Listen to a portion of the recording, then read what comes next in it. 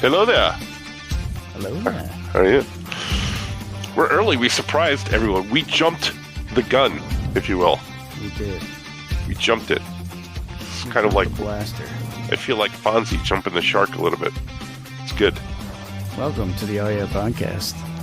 This is episode 300 and what? 380? 330? 331 or 231? I believe it's 231. 231. Do you believe that? Over 10 years, over 230 episodes of the Podcast. 10 years, we should have more like 1,000 episodes, but we only got 230 episodes. I don't think we've done one of these in 3 months. Hasn't Art been doing his famous cartoonist talks about things, and he's at episode like 500 already? I think so. Yeah. And he's only been doing it for a year. Yeah. These episodes are dense, though. They're like thick. They're real thick episodes. They're real thick. Are they like a Harold's cheeseburger? Or no, they don't make cheeseburgers at Harold's. They're like a well, let's see. They're like a Chicago style Giordano's pizza. Really thick. Wow. Yeah. Like a Lou Malnati's or something? Yeah? Yeah, like a pie. But we all know the best pizza is in New York. Street pizza. Yeah. We get no arguments because there's no Chicago people except for Skoke, but he doesn't argue pizza. Yeah, he doesn't argue pizza. No, he doesn't. We have others that may show up. We may have. No, I don't think Art's coming, right? And I don't think so. And maybe Johnny's coming. Who knows? But it may be just us. I thought it was just going to be me and Skoke tonight. But then you showed up and ruined everything. Crashed the party. Yeah. Welcome. He's wearing his trademark red. What would you call that? A track jacket. Tracksuit mafia. Yeah, my warm-up jacket. Yeah, that's right. Mm-hmm. This is actually number 2. The first one, the zipper ripped, and I don't know anyone that can fix it. So, what about the shoemaker? Might be able to fix that for you, Mr. Tarantula. Yeah, when he arrives on this episode, perhaps I'll ask him. Are you? So was He's it like not big, angry?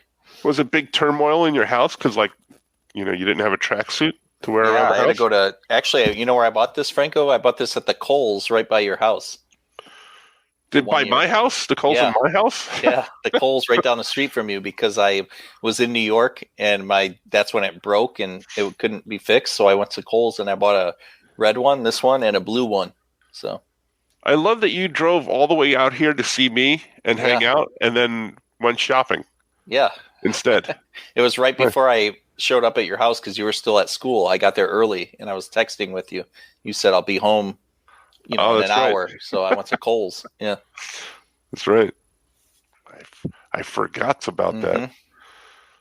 So how's everybody doing? We haven't been here in a while. Scoot, good. How you doing? I have some Ewan McGregor news. Would you guys like to hear? Hello. Oh, he's doing that Obi-Wan show, right? Yeah, he is. Yeah. Yes, he's doing Kathleen. He's doing the Obi-Wan program, which was supposed to come out May 25th this year, but I read something today that said, I think it was a Latino Review, said that it's going to be delayed by 2 days. It's going to come out on May 27th. Oh, because it's the anniversary, right? Yeah, it was going to be on the 25th on the anniversary, but I guess Celebration is happening around the same time, so they moved it to the 27th. That's the bad part. You have to wait 2 more days. The good thing is they're going to release 2 episodes, the first 2, on the 27th. Oh, well, we also have his Super Bowl commercial we can watch that over and over again for a day and a half. Or maybe we already have. I mean, are you going to remember the things you bought or the places you didn't go? He says that, right? Yeah.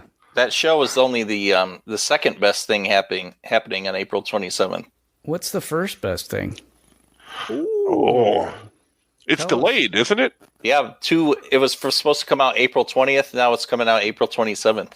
Wow. So. See, they did the same thing for because of Celebration, and everybody was going to be watching Obi-Wan. Scoot and Dave Scheidt, they pushed off the release of their book 2 days to coincide with Obi-Wan. We have these gorgeous book plates, so if there's any comic book shops or bookstores listening, we have 100 book plates that we will sign, and you can put them in your book like this. Oh. Yeah. Yes. Look at you hawking your wares. Hacking. Yeah. No. Well, only because this book would not be possible without All Yeah Comics, because I met Dave Scheid at a All Yeah Comics party, one of the famous All Yeah Comics Skokie parties. It might have even been the Itty Bitty Hellboy party from way back in 2013. So does that mean that I get a royalty of every book that's sold now? Yeah, I think you do. But Nice. it was actually negotiated by your partner Art.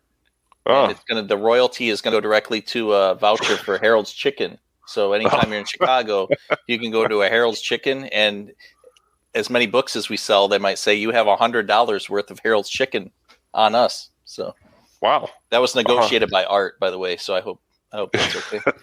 Yeah, I'll never see any of that. Yeah, I'm never going to eat that. That's what you can say. Like Art would say, I'm never going to watch that. That's right. I'm gonna hire him. You can negotiate my deals. Imagine how happy he'd be if that was true. Oh, sir, Harold's. That's awesome. I don't know. People, we got people? We got people. For sure. Yes, Yeah, the Oz readings. Those are great. Anthony. Yeah. I listened piece by here and there when I could, and I enjoyed it. Well, thank you. Thank you for checking it out. And Wolfie, thank you for listening and viewing, and everybody who checked them out. I had a great time doing those. That was fun. I had never read the story before, so right before those readings is the first time I read it, and then I watched the movie, and there were all kinds of things that were different comparing the movie to the book. And in a lot of ways, I liked what they did with the movie. They condensed some things, changed the order. They changed the slippers from silver to ruby. What else? A whole bunch. Yeah, because you wouldn't see them on screen or something like that. Yeah. Oh, that's true. Yeah. Ruby. So. That's what Bill Cosby would say. Yes, he would. Yeah. Oh, somebody was just watching. Yeah, it was. Yeah. It was. Don't great. tell anyone we started early. So, that's just. This is like when you go to Disney and they have the extra magic hours. That's what this is right now. This is extra magic minutes. I didn't know about that. Before we start, yeah. You're getting bonus. This is bonus material. You're getting bonus material. It's true. Someone would yell at me. Kids are listening. Brother Bear does that. Whenever I do the live sales with him, I'll say something, and he goes, "Kids are listening," and I'm like, "All I said was hello." You know, so he gets upset. Yeah. So what else? What else are people saying? Moon Knight. Have you guys seen it? Yeah, I watched it. I have seen it. Yes. We could do spoilers before anybody else gets here. Mm-hmm. What did you think? I thought it was really cool. It was fun. I didn't know what to expect, so I was into it though. I liked all the different, like the mystery, and there's still a mystery, but I liked. It was a good, solid episode, I thought. Spoilers, yeah. I was upset that they didn't premiere it on a Moon Day. They put it out on a Wednesday, and I thought that was a missed opportunity. What's the Moon Day? Which day is Moon Day? Monday. Monday is Moon Day. I walked right into that one. Yeah. Well, it's named after the moon. That's why they call it Monday. You know that, right? No, I didn't know that. Thursday is named after Thor. Thor's Day. Yeah. Yeah. It's Are Thor's you guys Day. making this up? No, that's real. This is yeah. This is real Greek mythology. It was in Kareem's book. He talked about it. It's true. No, he didn't. No, that part's a lie. But yeah, the rest of it's true. Yeah, all the days of the week are named after something. It's true. Friday. How about Friday? You got Friday is after French fries, I believe. Yeah, the ancient the fry Greeks. guys. Remember the fry guys from McDonald's when we were kids? Yeah. The ancient Greeks would eat a lot of fries. That's they would run around naked and eat fries. So that's why it's called Freaky Friday. Usually, they drop the freaky. Yeah, that's just Friday. Yeah, all their little willies would hang out, and everybody would call them, "Oh, look at those fries!" when they would run by, because they would flop around like French fries in a basket. That's why they would call them. And that's why it's called Friday. Yes, true. No, I don't know about Friday, but Monday is definitely named after the moon. Ask anybody. Yeah. Yeah. Sunday, guess what that's named after? Tony Pacos. The moon. No, Sun. It's in the name. Come on, Sunday. Oh, come on. I get it. This is good going. I'm seeing some calls for a dramatic reading of Spring Break Lawyer. Yeah, I saw that. Story time with Skoke. I think that would be great, actually, if you could find the script, if there is a script. There was no script. they just made it up as they went along. Just roll. Just let them run down the street with no clothes on. We'll just film it. No, it would be hard to do a reading of a comic book, but that could be really cool if somehow you're able to have the page up on screen and you panned to the panels and you did the voices, because you need the pictures with the comic book, I mean, I think Wrapped Up is just asking for a... What about these guys? Dramatic reading. Agents of Slam. Somebody would get mad. Oh yeah, Agents of Slam. You can't. Those are new. You want to sell those. You don't want a dramatic reading. There is some. We can share some news, right, Skoke? Do you want to share the news? We can if we want, because we can do anything we want. So we can share the news. What's the news? About your reading in future readings, possibly. Oh yes. Yes, we were talking before this. Franco and your son Nick are in the process of writing an original story. Yes. That hopefully sometime in the near future I will be narrating as a story time with Skoke selection. Yeah, that's cool. That's true. So, yeah, if we actually ever finish it, and if Skoke reads it and doesn't say I'm not going to read this, if all of that happens, then he'll read it live. It'll be an original story time with Skoke story. It'll be fun. I'm committing to it right now without even reading it. That's how much confidence I have in you and Nick. Never do that. You know what could be funny is if we wrote stories like you guys are doing, Franco, for Skoke. Like I could write the story of the night I spent the night at Johnny's house and the build up to that glove on the floor and the follow up. Yeah, I'm doing it. I'm looking for some short story stuff, short form stories that Skoke can tell. So the one Nick and I are writing are long form, but I'm gonna look for some short form stuff that we could give him. That'll be fun. I think it's gonna be fun. I enjoy doing it. I like it being the kind of thing where you can just. Like people have told me, they just put it on in the background and they do other things, and I'll just tell you a story.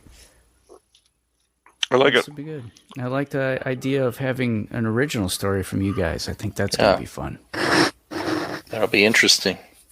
Why not? We'll throw it against the wall, see if it sticks, like Ma's old spaghetti. Ma's Canada. Yeah.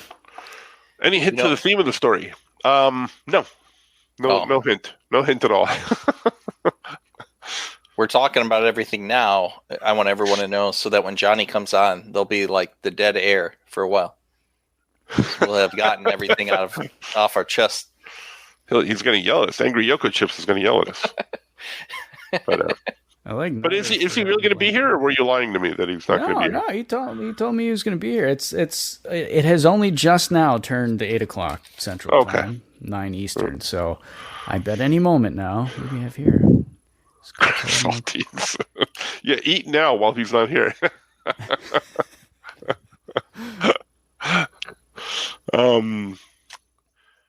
Yeah. So it's been a while since we've done one of these. I'm glad to be back on. We just kind of all got together last minute today. It's like riding a bike. Yeah, except they keep falling off of bikes. So it's good. It's good to see. It's like riding a bike, but Art fell off. And we didn't go back and pick him up. We left him back there. Sorry. The Mighty Mike. The other Mike. Or are you the other Mike? Wait, which are you the other Mike, or is he the other Mike? You'll never know. I don't. We'll have to ask Jamie when we meet him. when he comes to Chicago. He's going to that MASH show. Remember that? Did you share that with me? There was Indiana coming. Yeah, he's going to be in Indiana at a MASH, like a reunion. Are you going to go? I mean, I wasn't planning on it, but if Skoke wants to, we might have to figure something out. We might have to, yeah. Can you imagine? When is it? I'll go. I'll meet you guys there. Yeah, I don't know when it was. I don't remember. I'll look it up. Yeah, I don't remember either. It must have been at a time where, because if it was like in the summer, I'm sure I would have like considered it, but it must have been at a time where something else is going on. What's everybody's favorite type of cheese? Block, shredded slices. I prefer cheese spread. What are you, an animal, Anthony? Cheese spread? Block. I like block. I like the block. I like the blocks. I like slices. I like slices of Land O'Lakes yellow American cheese. Don't try and give me anything else. I can taste the difference. Is American cheese real cheese? Yeah, it's American. It says it right in the title. You're having a lot of issues with titles today. I don't. You're struggling with this. I don't know where things came from, why things are named the way they are. I'm confused. Sco, can you share images on there? I can, yeah. If I send you an image? I've never done it before, but I can certainly try. Okay, hold on. I'll certainly try, master. Are you excited about Hayden Christensen being in the new Obi-Wans? I'm indifferent. I'm tremendously indifferent about it. I'm kind of excited. I mean, would we see his face, his head, or would he just be in the suit? I want him in white armor. I want him in, not the black Darth Vader armor, but white armor. Wasn't he supposed to be that way in one of the movies? And I think that was Boba Fett. Boba Fett. Was it? Boba Fett? Yeah. Where? There was a story. I just sent it, Skoke, in the Facebook thread where you posted the link to the StreamYard. I sent you an image that you can share on this podcast. Yeah. Videocast, whatever it's called. Oh, I think Johnny's here. Yay. Broadcast. Hey. There he is. Johnny, for those of you wondering. I don't know if this is true. Yep. I don't know if this is true, but I read it somewhere that when the lady from the Mamas and the Papas, Cass Elliot? No, the other one, Michelle Phillips.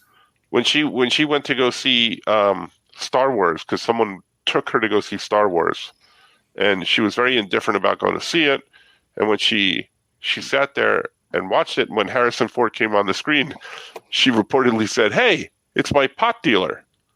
And I'm wondering if that's a true thing or not. That's fantastic. Yeah. Hey, princess, I got your stash for you. I like it. Yes, sir. Well, you should be C-3POing my and selling it for selling pot. Well, Skoke and I are up to something here. We're going to share an image that I think the audience is going to enjoy. I like that Han Solo would hide his stash in Chewbacca's fur. In those pouches.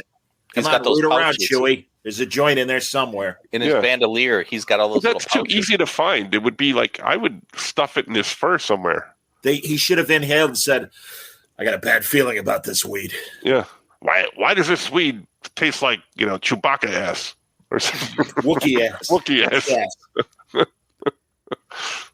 So show an image. Ready? Here we go. Let's do it. Better be hilarious. Hey, incidentally. There. So it's April 15th through the 17th. It's coming right up in a couple of weeks. Come join me in Mundelein. Yeah. Oh, yeah, podcast. Are we all going? We should go. Do it. I can't go. I can't. I'm busy. Look at that. I want to hear Skoke break bad on the Indiana Comic Con. Hey, incidentally, I'll be situated right behind a porn actress and a failed single player from The Single Guy. And the entire cast of Teenage Mutant Ninja Turtles.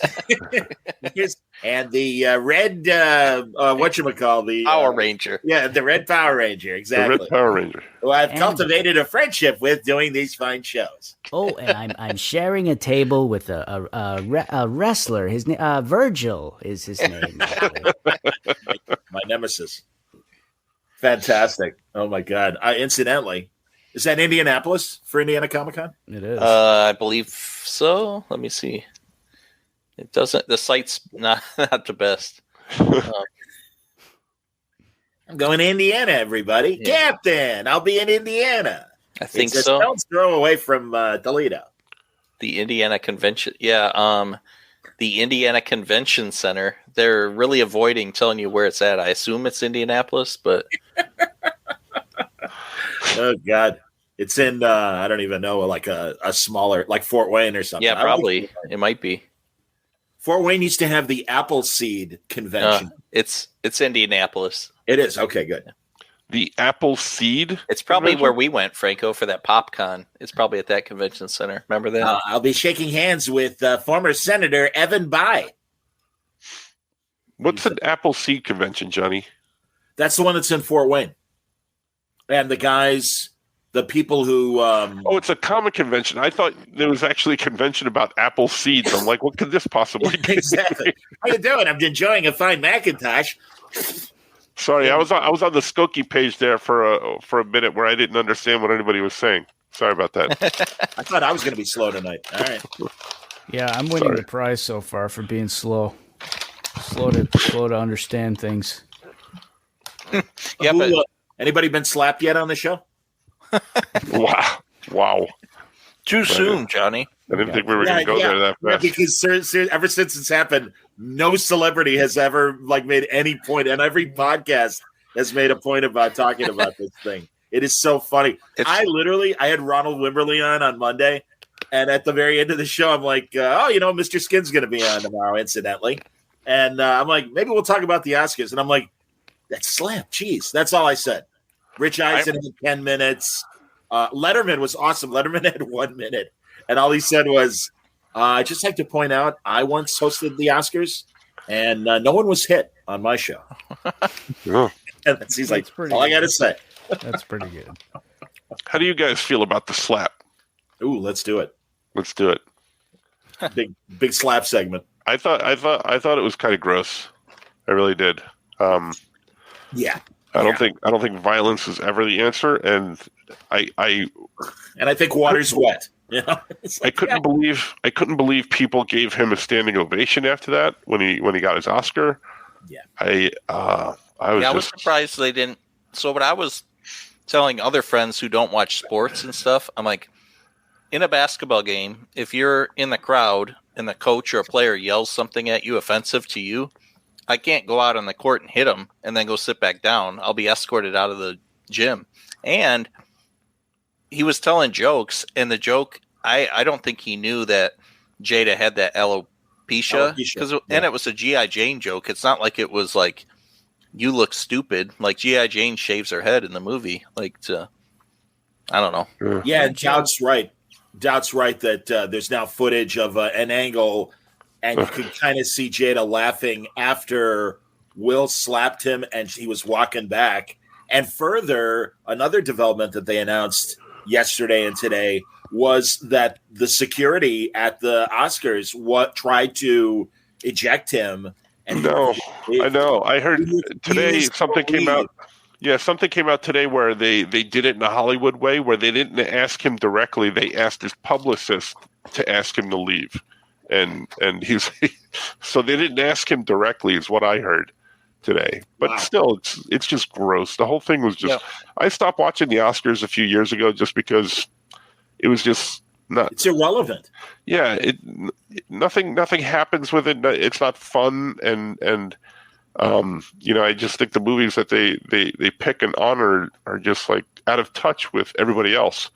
And then I saw that this happened, and I was like, what the hell?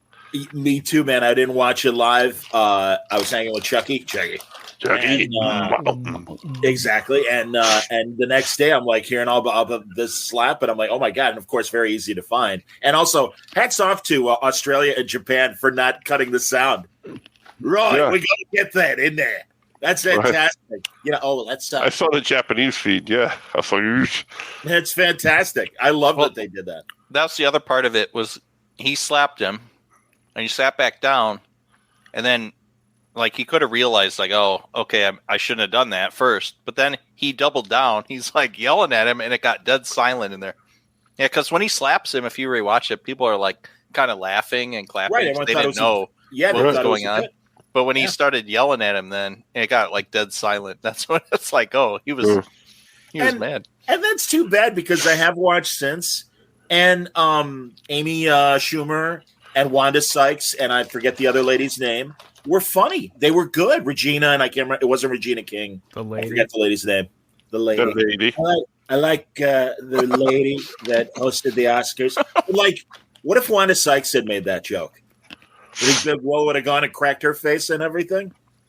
Well, what if instead of Chris Rock, it was The Rock who made that joke? You think Will Smith would have gotten up and smacked him? Or Rock Hudson. Yeah. Doris Day once did that to me on the set of Pillow Talk, and I didn't speak to her for a week. The other odd thing about it is, like, they kind of knew Chris Rock anyway, and Jada is a star, equal.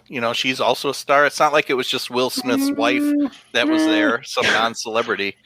It's like, it was kind of just weird. I don't know. But I don't know that it was that much of an insult. So, I mean, okay, you don't know about the alopecia.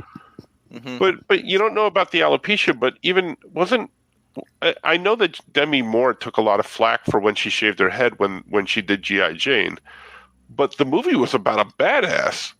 Like, she was a badass joining the Marines. Well, but he was doing a bad ball joke. I mean, come on. Yeah. I mean, I know, and and it's fine, and it wasn't that great, but it also should not have read more to that. And he was laughing at it. Will Smith was laughing, and then he saw his wife, and he's like, "All right, I got to defend her honor." And it's like, jerk. And seriously, man, I loved Will Smith, and I'm sure we all did. Yeah, I love him. And you've heard nothing but great things about him. And listen, even on this very podcast, I have lost my temper. Really? And I'm not proud of it. Yeah, I don't know if anyone's aware of that. I've never seen it. I don't remember that. But that's and again, I can understand blind rage. Think about where you are, and there was certainly enough time, and also even Jada should have held him back and been like, "Sit down, just relax." And then, by all means, on an off-camera moment, go to Chris Rock and go, "Hey, not cool. My wife has alopecia, and based on everything I've heard about Chris Rock, I'm sure his face would have dropped and been like, I'm so sorry and whatever. But give the person the benefit of the doubt that maybe we're all not hanging on every Jada Pinkett Smith moment in her life. Right. Sorry. And also, I know a lot of women that are shaving their head these days for fashion. And, of course, before Sinead O'Connor and the like. I agree with you. I think it was a lazy joke on his part. It feels like it was a last-minute thing. Like, he probably had a team of writers working with him to write his jokes for this thing. Yeah, it wasn't even funny. Or he could have come out and seen her and said, "Hey," and did that.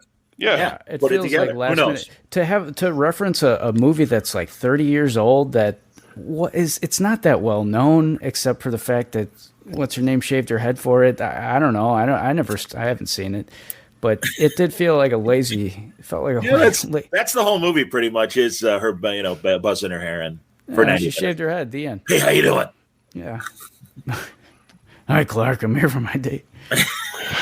As Andrew Dice Clay said when on the opening of his show when Sinead O'Connor stepped away from in protest that he was on the show.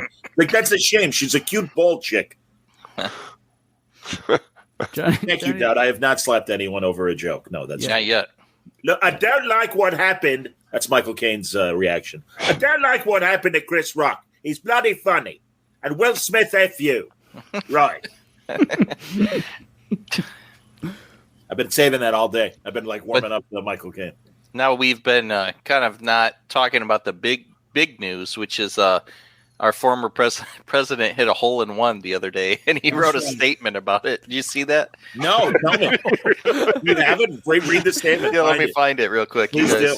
That's fantastic. We'll read it live because it's funny. Your Honor, any thoughts on before we read the official statement? Do you have any thoughts? I'll send it to you, Johnny, and you can read it in his voice because it is funny. Skok can do it. Oh, yeah, Skok. I would rather Johnny do it. It's going to be better. I pointed out it was excellent. I've been watching J.C. Cavan or whatever or what's the guy's name? JL Cavan. Yeah. He is so funny, and he does the best Trump that I've ever heard. Yeah, he does. It was tremendous. I just want to point out how great it was. Okay, I put it. I can just imagine what the statement is. I've been trying to get my one in a hole for years, and I've never been able to do it. I put it in the while the world is in flames and we're all thinking about Ukraine, we're really thinking about Putin. You're not far off, John. I tried to put it in Putin. Where is it? I tried to put it in Stormy. Did you email it to me? Where'd you send it? I put it in that thread that we had on Facebook where Skoke put the tremendous stand by. hole in one. Or do you want me to send it to you? No, I'll find it. It's all right. I'm working hard not to be Will Smith after his example, so I'm going to be genial and appreciative. I'm glad I didn't send this to you guys earlier because it's going to be funny when you hear it for the first time. Because I was like reading it, I'm like, this can't be real, and it's real. He really sent this. What the hell is my thing? I'm scared and excited at the same time. Oh, here's Messenger. Okay, put your glasses on, Johnny. I know. Will Smith, there we go. Guy. Not a good guy. Is it too small? It's long. Can you read it though? Is it too little? I'm trying. Hold on. There Might it be is. too tiny. Many people are asking, so I'll give it to you now. It is 100% true. While playing with the legendary golfer Ernie Els, a winner of 4 majors, approximately 72 under tournaments, tremendous throughout the world. I did the tremendous. Gene Sayers, winner of the Senior U.S. Open, Ken Duke and Mike Goodis, both excellent tour players. I made a hole-in-one. It took place at Trump International Golf Course in West Palm Beach, Florida, on the 7th hole, which was playing 131 yards into a slight wind. That's got to be the most difficult hole on that whole golf course, right? Has to be. There's even more. Oh, I hit a 5-iron, which sailed magnificently into a rather strong wind with approximately 5 feet of cup of something, whereupon it bounced twice and then went something climbing to the hole. These great tour players noticed it before I did because their eyes are slightly better. But on that one hole only, their swings weren't. Anyway, there's a lot of chatter about it. Quite exciting. People everywhere seem to be asking me for the facts. Playing with that group of excellent, wonderful, talented players was a lot of fun. The match was Ernie and me with no strokes, except for me and my pants, against Gene, Mike, and Ken. I won't tell you who won because I'm a very modest individual. Oh, yeah. And you will then say I was bragging, and then it looks like it continued, but I don't know. That's it. It's in the hole. It's in the hole. All right, the president is approaching the tee. You might notice a protruding gut hanging over his pants. Bounced twice. Covering He's got a 5-iron. He's got a 5-iron. Most of his verjunt as he grips his 5-iron. Bounced By the way, no twice. strokes. No strokes on this. Two bounces. The other Tremendous. guys had good hits. Not as good as mine. The wind was my friend that day, my friend. Yeah, how did Jeffrey what did Jeff Goldblum really say to the slap? Oh my God. Yeah. Oh, well.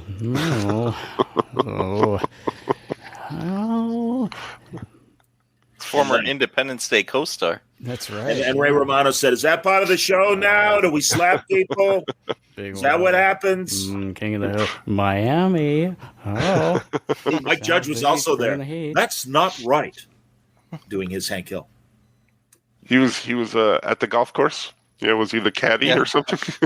I was there seeing Donald Trump hit a magnificent stroke. Yeah, I like how he described it so eloquently. Like Tremendous, amazing stroke. Everybody couldn't believe it. And he says everybody's been asking about it, even though there's a war going on right now. Yeah, exactly. I didn't even know about it. How could I ask about it? I didn't even know. I'm sure it's one of the major stories on the Golf Channel today. Many people are asking. Many people are asking. Ken, what's the guy's name? Ken Venturi, a great analyst on the tour. The great God, I'm not thinking of everybody. Joe Buck. Yeah, it's not Joe Buck. It's the other guy who does play-by-play. But Joe Buck's good too. The great Joe Buck.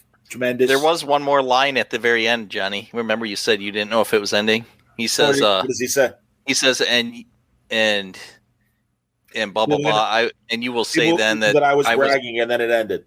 And then it says right after that, it says, and I don't like people who brag. I don't like people who brag. I only like dictators, world leaders that crush other countries, supervillains. Victor Von Doom, good man, known him for years. Tremendous. Lex Magneto. Magneto. Yes, I call him Eric because we're friends. He's not allowed in my club for obvious reasons, but I love him. Oh man, it's even at obvious reasons. Everyone can decode on their own. If you don't know what I'm talking about, leave it that way. He's a mutant. That's why. That's right. That's right. No mutants. Very true, Eric. Is it Eric? No, it's not Eric Masterson. That's Lynch. Lynch. Is Lynch his last name? Okay. Lensher. Eric Masterson was Thunderstrike, right? It's Lensher. Oh, it's Lensher. Pardon me. Yes. Very good. Yeah. I haven't watched Moon Knight yet. Have you guys watched Moon Knight? Yeah, we did spoilers before he came on, so we'll do it again right now. Good. Is it Skulk? I don't know. I could. No. Yeah, he was doing Jeff Goldblum. Oh my golly! It might have been low. I just turned it up a little bit, so maybe. But thank you. Thanks for letting me know. Moon Knight, yes. Oh yeah. I look forward to it. I had to rush to see Star Trek Picard last night at 3 a.m, or this morning at 3 a.m. Oh, I watched it. How was it? Every show it's a little less good. Yeah, come on. But it's still better than last season. Yes. I'm almost all caught up on Discovery too. So. Isn't that cartoon supposed to be good? That Star Trek cartoon? Yeah, it's great. Prodigy is very good.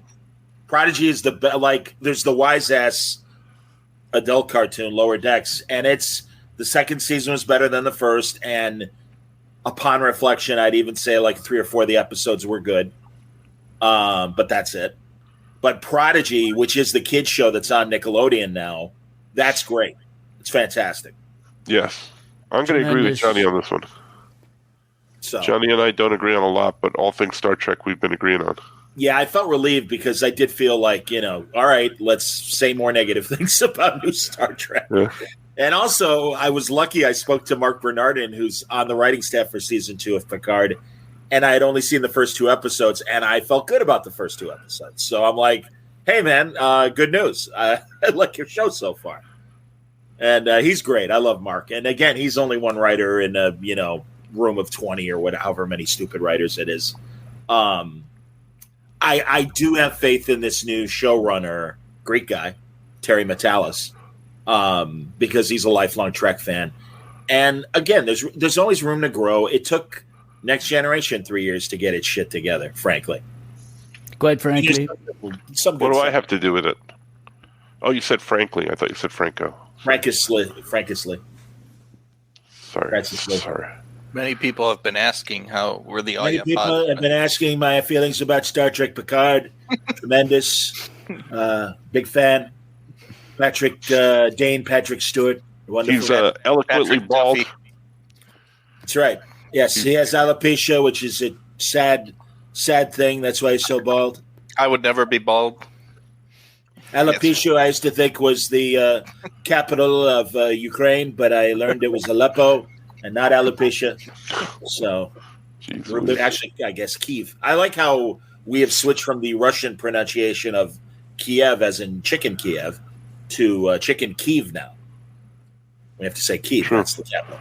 And also my guy, Vitaly Klitschko, former heavyweight champion, who is, man, I swear to God, guys, back in the 90s, when they were active contenders and not yet champions, all the Chicago refs who were connected and would do world boxing things all around the world, they're like, there's these 2 Klitschko guys, they swear to God, they're smart as hell, they got PhDs, and I think Vitaly has proven it, sadly, during this war. He's got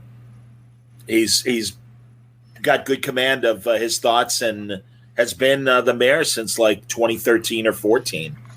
And it's I have tremendous respect for the Klitschkos and all the other Ukraine boxers, Zsa Gabor, and Ernest Borgnine, and Tova, his wife.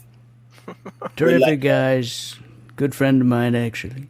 It's been so long since we've done it's been so long since we've done a podcast that a land war broke out in Europe. Jeez. Yeah, what are the odds? Exactly.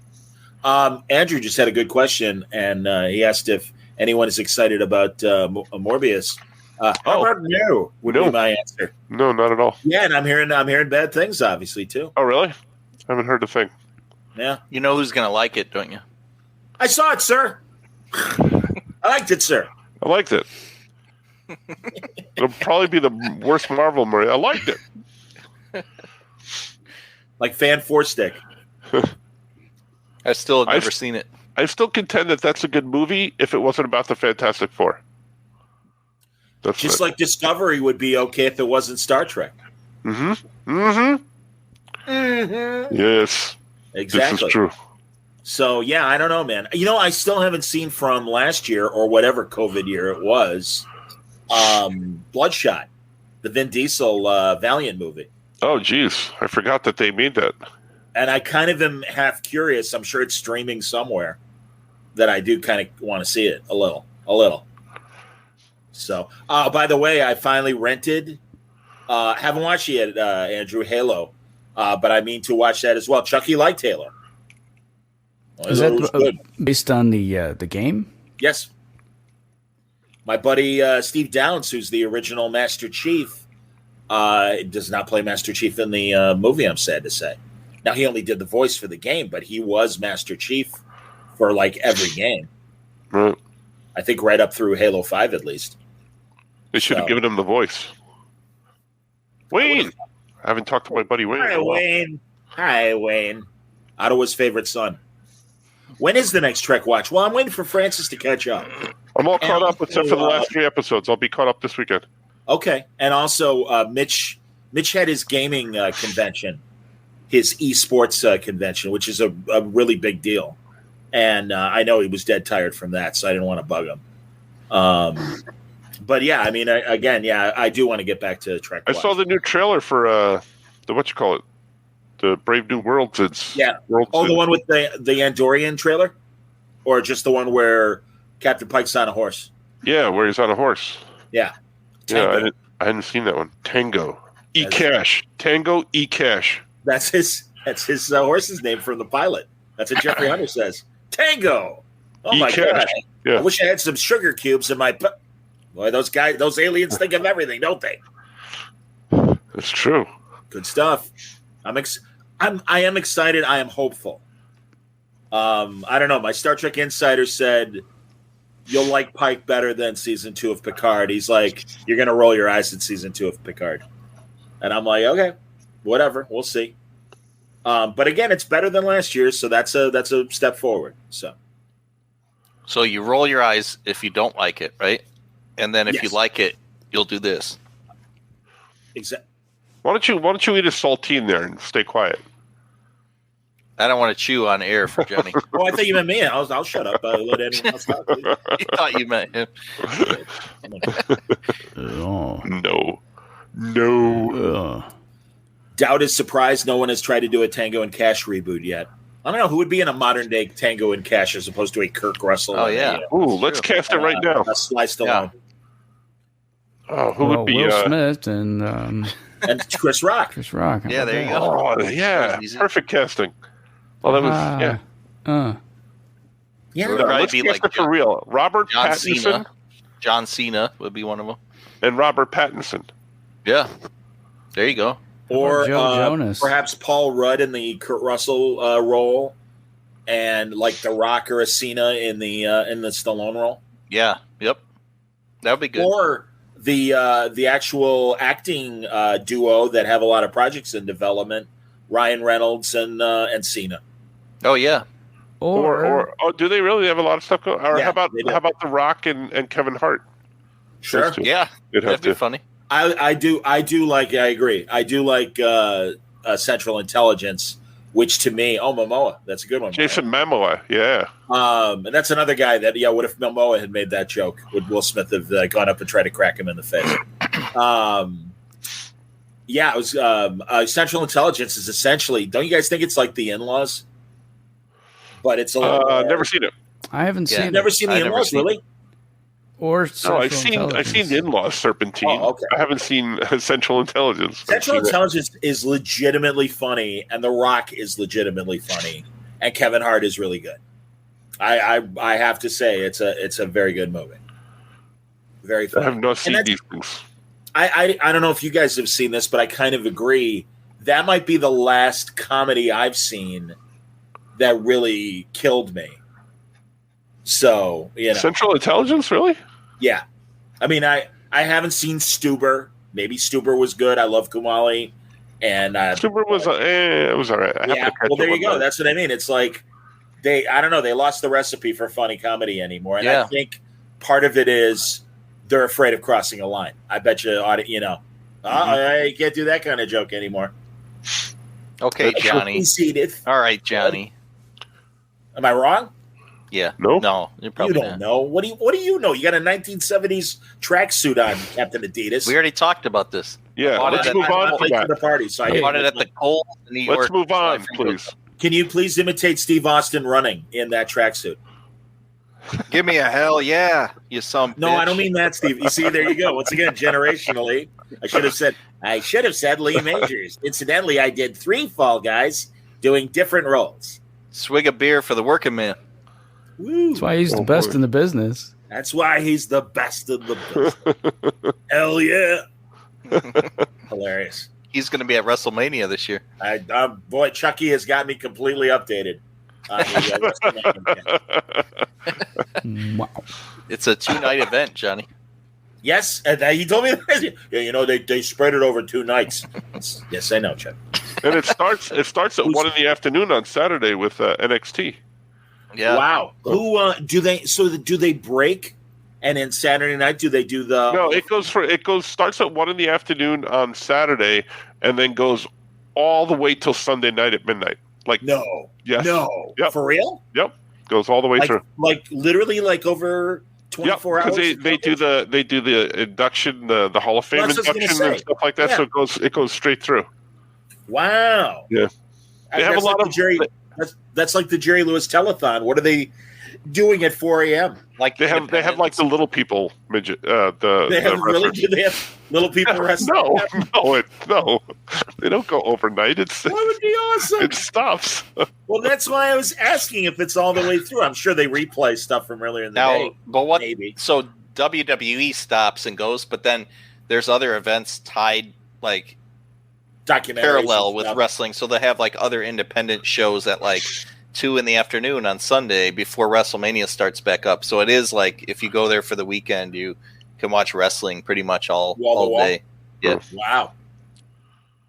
I was wondering why Chucky was blowing me off this weekend. It's because he's going to, lock in and watch, I know Francis and I'm assuming Francis and Nick are going to be doing that for the entire weekend. Yep. That's what we're doing this weekend. Wow. I will be in Chicago on Saturday, Johnny. Will you really? But it's only for the day because I'm friend's 40th birthday party. So I got told Franco and go. You're not going to have any time to go to Johnny's and visit his glove? Because I know Zod and Artie are going to be there. So I was kind of bummed because I'll be so close. But that's right. They're doing Abraham linkage. Yeah, that's right. Abraham linkage. That's right. Are they going to be grilling? Creator Chris has to be there, so I understand. Are they going to be grilling sausage in the back? Jimmy the Muscle. Yeah. Hey, dude. All right, I can be here for 3 hours, then I got to go back home and walk Vito. Listen, while we're plugging stuff, everybody go out and pre-order Dead Man Tells the Spooky Tales. Everybody do that right now. It comes out in September. Yeah. When is it out, Francis? September. And Agents of Slam available now through Amazon and all booksellers and comic stores. It arrives April 27th. Oh, I'm sorry. There you go. And also, like Franco said, get Dead Man. It'll be my first appearance. My first appearance in a DC comic. Yeah. Do you have a character that you got to play with in the book? Yeah, Franco let me play with the character. Yeah. Which one? I can't tell you. Yeah. Really? We're not allowed to. Yeah, I don't know. I don't know if I can tell him. Franco. We're not allowed to. Yeah. Yeah. Andy Price is in there as well. Sarah, Richard. Yeah, I just got all of Andy's artwork for the book, and it is amazing. Of course, amazing. Yeah, good. I'm just really excited for this. I can't wait. I should have contacted Andy to talk Trek in these weeks that we haven't done a show, because Andy's a good standby guy that I know is keeping up.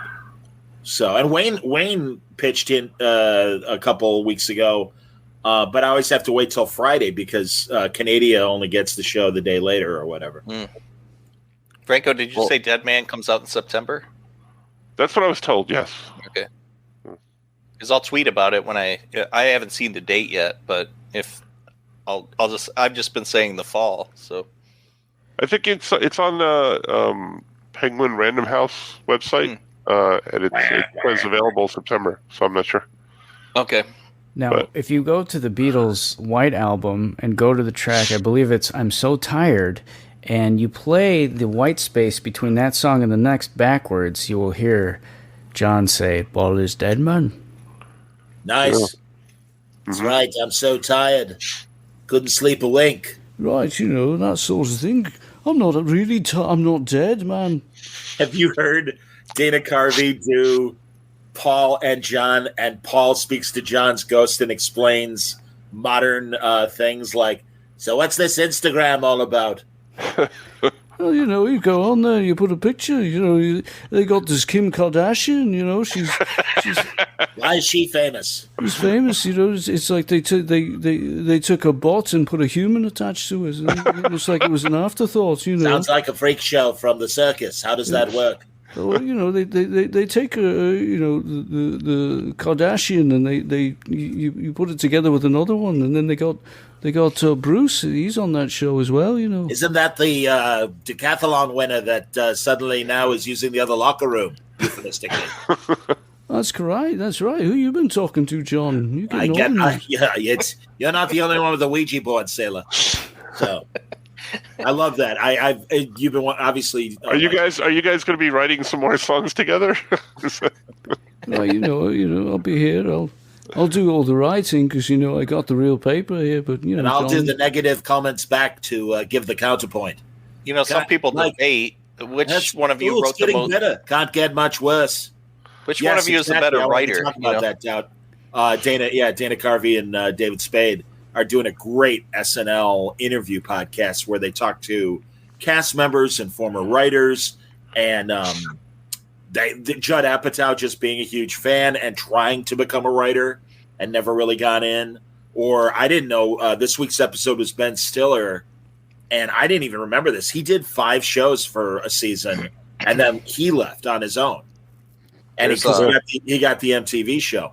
One of the best episodes has Conan O'Brien on there, and he was a writer at SNL for a period and The Simpsons, and he gives all the behind the scenes. He talks about the writer's room and everything. It's pretty good from his perspective. It's funny.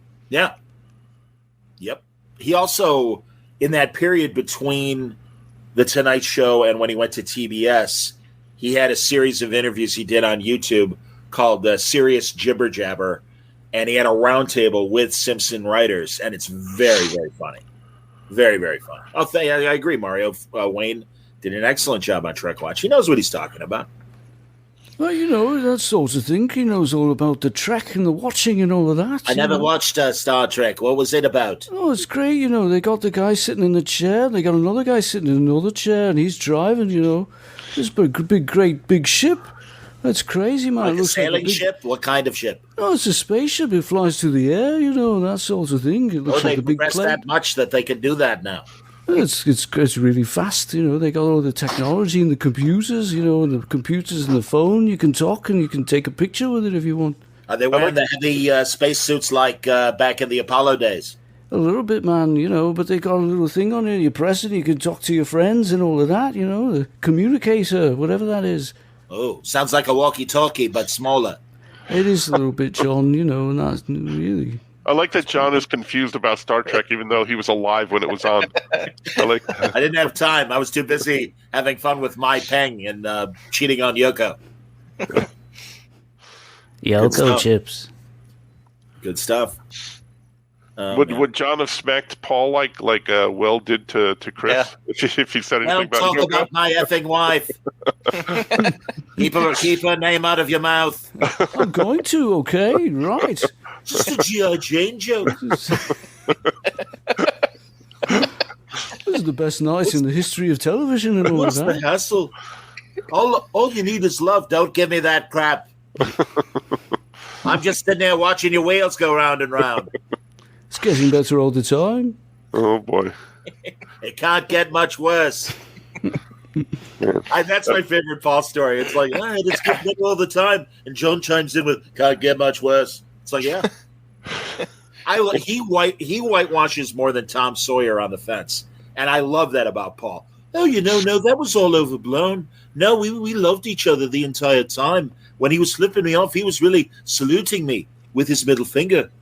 It's like, okay, Paul. Okay. Do you ever listen to that, Mike? I told you about that that Beatles podcast. No, nobody's home or nobody's here. Nothing is real. Close enough. Nobody's here. Nobody's here. Open the door and let him in.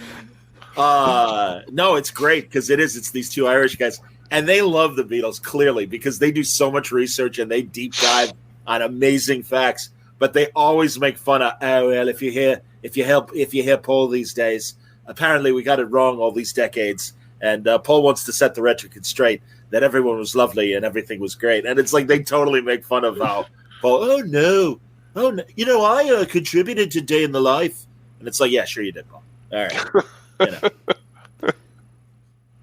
good stuff. That bit's in the middle. Exactly. Everybody's got their own memory of things, right? How's the Monkey Project is going great. I am hoping to land a couple big fish, and that's been the only reason why I've kind of waited. And also, I want to get more women on the show, and I felt that it was like kind of a sausage fest in terms of a bunch of guys said yes, and I reached out to a lot of knowledgeable Monkey fan women, and a lot of them are like, I don't have time. No, I can't do it. No, and I'm like, all right. So I did get a woman that was actually on the show as a featured extra on a couple episodes, and also became like part of the Monkeys inner circle. And her husband was at first a guy that kind of helped them when they were in London on their tour, but subsequently he went back to LA, and he actually produced a handful of their final albums. So he's dead. The widow is alive, and I want to talk to her as well. So. Is this where you and Skoke break into a Davy Jones, Mickey Dolenz kind of thing, like you just did with John and Paul? An argument. What is? He's got to be Mickey. Yeah, I know. How do you? I think one of us can do the Manchester thing. I knew that would be a curveball for both of you. Exactly. Yeah, I don't know how to do Mickey. That's I just whiffed on that one. All right. Peter and I hated Mike. Do Peter Tork. Peter Tork. Do Tork. Tork. 9 pounds of torque. Torque sounds like a Star Trek character. Exactly. Mr. Spock, please dissuade Torque from using the phases. It's true. Torque and Mindy. Oh, nice. Oh. Well, I have to go and be on a show with 3 other guys. Oh. No. Leave me alone, men. Oh. And the people at home are going. He's always doing that. Yeah. So I was talking about the people at home. The people at home are going, no. Oh. Yes, well. Oh. What about we haven't been on so long that we haven't talked about Spider-Man or the Batman. Wow. I am only halfway through Spider-Man. I'm sorry. Oh my gosh. I am literally at the point where Peter goes home and Aunt May, or wherever Aunt May works, and Norman is befuddled sitting next to her. Sometimes I know myself. That's good. All right. So let's talk about that point. You're halfway home, Johnny. I'm really enjoying the first half. I just took my time because I know if I had gone to the theater, I would have been like, oh, this is great. Is that what happened with Batman, Johnny? Hilarious. It would. I mean, I can't, as even Chucky's like, it was great. Chucky's review of Batman was, dude, I fell asleep twice in it. You would be dead. And I'm like, all right, good to know. Thank you. I thought it was good. How was the Batman, John? I don't know. Can't get much worse. Kick him. It's getting better, you know. I liked it. It could have been about 3 hours shorter, though. But it was good. I liked it. Did you like? I mean, I've heard about the take on Bruce Wayne, very emo. Why? In the words again of Heath Ledger, why so serious? But whatever. Yeah, I think it works. I don't think he's going to stay that way. I think it works for this movie, though. Okay. I liked the story. I thought it was really good. I liked him as Batman actually more than I thought I would. Yeah, just one or two things, but we'll talk about that when, in about a year or so when everybody's finally caught up with it. The Almanac. We'll be back for the Harvest Moon in September for our next episode. So yeah, well, I think it comes on HBO Max. It arrives like the 20th or the 19th, so that'll help. But yes, I will see. That's also Suicide Squad. Already told me he's probably not going to like it because everyone was liking it. I don't know, sir. He'll like Morbius. That's what he'll like. Yeah, I don't know. I got an anti-Jared Leto thing that even goes before Suicide Squad. I got to admit, I watched the House of Gucci, and I didn't like him in it. I didn't like him in it. I didn't like Lady Gaga in it. I thought he was just like so overacting. He was like, yeah, go. I'm like, what? I could have done that. Why didn't they hire me for this role? You would have needed no makeup whatsoever. And I just could go, I could have done that the whole movie. So who is he supposed to be? He's supposed to be the brother of the Gucci, but he's like, fat balding guy. And, Tito Gucci. Yeah, Tito. The brother of the Gooch. Friend of the mooch. The Gooch. Hey, we got these fashion things we're doing. Oh, Gooch. Remember Mooch? Trump's buddy, and then he only lasted a week. Then he fired him. Yes, but he's made a broadcast career of that week like nobody else. The Mooch. He's gone. Sloppy Steve, he's gone too. He's gone. Gone. God. I saw Spencer. Have you guys seen that? No. I don't even know what that is. The Princess Diana movie. Oh, yes. With Kristen. No, I haven't. I know it's on with the other half of the Twilight saga. Yeah. She was really good. I was impressed. Her accent was great. She did a great job. It was it was an engaging story. I loved her outfit on the red carpet. I saw some pictures of red carpet people, and I loved her outfit. Yes. Oh, I thought it was a beautiful gown. Oh.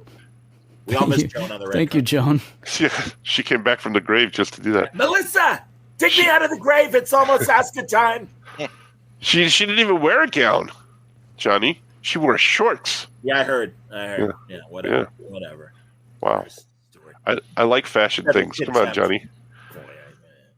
Boy. I like the woman that played Diana in the is it The Crown? The lady, the Netflix series with Olivia Colman, Elizabeth. Hello. I thought that woman was a great Diana. Really, really convincing. Really. And I'm curious to see the next season when she's a bit older. Perhaps it'll go till her crashing death. I don't know. Are they going to change actors again? That's a good question. I don't know. I mean, Coleman, I suppose they could age her up. But I mean, Helen Mirren was so great. It was the guy who made the Queen back in the day is the same guy who writes The Crown. Oh. So he kind of knows the milieu. Oh, I didn't know that. Thank you, Don Knotts.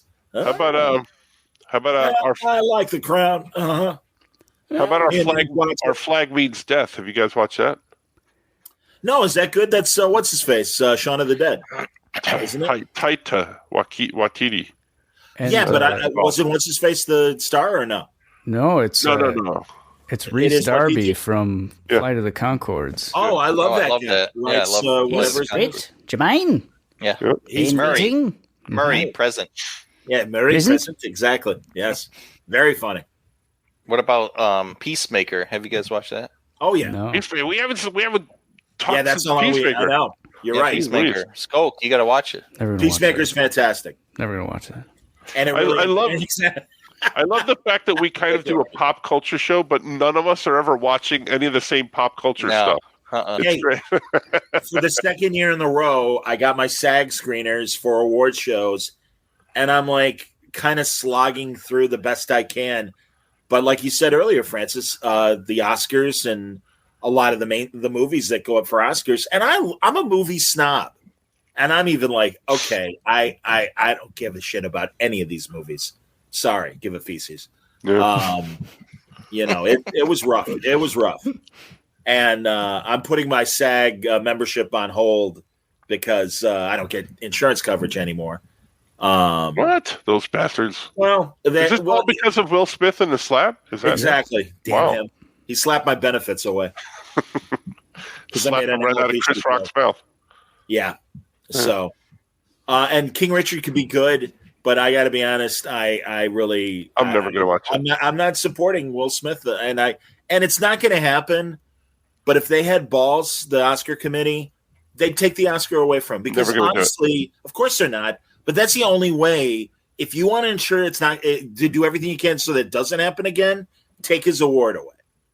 And that's controversial, and people will scream for culture war reasons. And it's like, you don't get to do that. I'm sorry. And again, it's got to stop. It has to stop. There are earlier award shows that, if you remember, I won't name them, that this kind of thing has happened before. And thankfully they were small enough and didn't have the attention that the Oscars do. But to do that worldwide, it really doesn't Roman Polanski still have his Oscar? I'm sorry? Doesn't Roman Polanski still have his Oscar? They never took that away. Why would they take this away? He didn't attack somebody on camera. He just stooped a young lady in a pool. So I know. And don't get me wrong, that's pretty heinous too.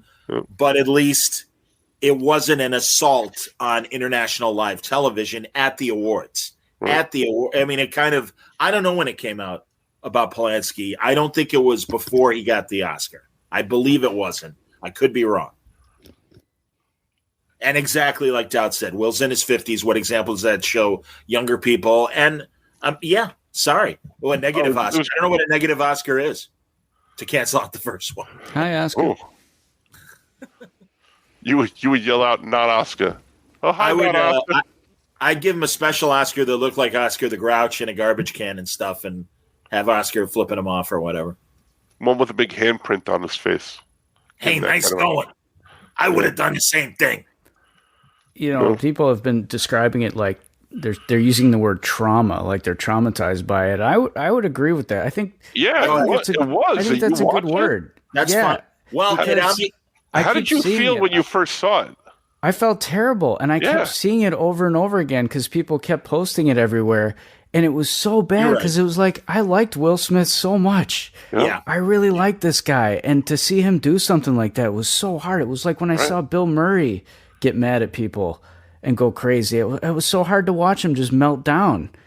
Both of these guys. Or when Bill didn't win his nomination, he got up and left, and that was like a dramatic thing. Yeah, you see, you don't even remember, Scoot. There you go. And honestly, I guess trauma is a fair word, because as opposed to being, I am upset, but I'm angry rather than shocked. And I mean, it was shocking, but it really just, it angered me because a privileged person like that, it just gets me so mad. Yeah. Upsetting. But Peacemaker, funny as shit. Hilarious. Watch it. Oh my gosh. Yeah, and the story was good too. And it's cool that what's his face was so involved, James Gunn, in the show as much as he is in them. I thought maybe he was only going to do the first episode and then walk away. And it's pretty cool that he did the whole show. Yeah, and I love that opening so much that I will watch it together with my wife and son. They were under strict rules not to skip the intro any week that we watch this thing. So we had to watch the intro every time. It would make me laugh every single time. Yeah, no, and that's cool because Cena, I think, very slowly has proven his comedy chops. In a bunch of, like that stupid Amy Poehler, Tina Fey movie, Sisters. He's the drug dealer in the movie. and just shows up for about 10 minutes in the movie, and he's hilarious every scene he's in. He's got a skull tattoo on his entire face and neck, and he's got like this great like wonder box of various drugs and stuff. And he's like, all right, I get this, I get that, I get this. Very funny. He was in the Amy Schumer Trainwreck movie too. He played the boyfriend in the beginning. Had latent homosexual tendencies and probably didn't realize it. Yeah, and like half the insults he was putting out there were like homosexual threats, essentially. Cena is hilarious. I did not like that movie. I couldn't. He was one. Vacation Friends. It's on Hulu. I couldn't get through it. In Trainwreck, Cena was based on Dolph Ziggler, Franco, because he actually dated Amy Schumer in real life. Dolph Ziggler did? Yeah, he dated her for a little bit. Yep. So his character in that movie is based on Ziggler. That's funny. So funny. Did you guys see the Suicide Squad? I saw that one. That was good. I thought that was good. Yeah. Yeah, Cena was in that. The movie. Yeah. Yeah, it was great. Oh yeah, really. I just saw it. I had issues with it, but but it was good. I liked it. I was happy and relieved for John Ostrander because John's such a great guy and he's a very modest guy. But what he did in the 80s with the Suicide Squad is amazing, and it captured the vibe in the ways that the first movie didn't. And I was really hopeful for that first movie, and it sucked really bad, in the words of Franco. And this one was so much better and so much funnier and great. So, I don't know, F9. And Will Smith wasn't in it. Yeah. Is F9 Fast and Furious 9? Yeah. Okay. I've only seen the first Fast and Furious movie. I haven't seen any of them.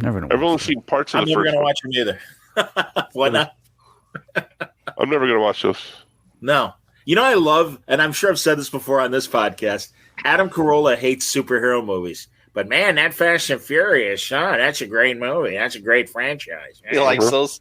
And it's like, so how are those in any way superior to a superhero movie? I'm like, whatever, Adam. They're almost worse because, not for a lot of reasons, but they do crazy, fantastic stunts in those, but they're just supposed to be regular people. At least in a superhero movie, they're supposed to have some kind of abilities or something. Which See, Captain Adidas gets it. I don't understand why everybody else doesn't get it.